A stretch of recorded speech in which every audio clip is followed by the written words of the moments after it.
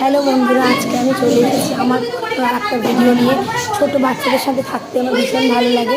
তো ওদের সাথে থাকতে থাকতে আমি ভুলেই যাই যে আমার শিক্ষা কোথা থেকে চলে যাচ্ছে।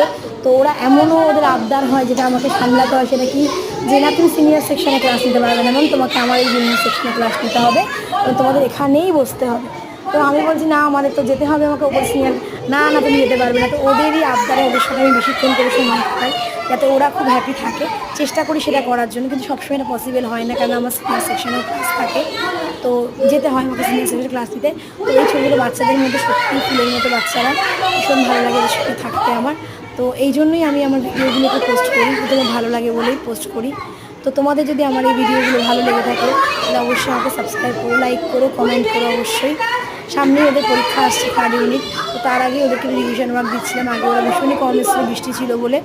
তো খুবই কম বাচ্চারা আসছিলো, কিন্তু এখন যেহেতু বৃষ্টিটা অনেকটাই বন্ধ হয়ে গেছে, আজকে ভালোই গরম পড়েছে। তো সেই কারণে আজকে বাচ্চারা সব অনেক বেশি এসেছে।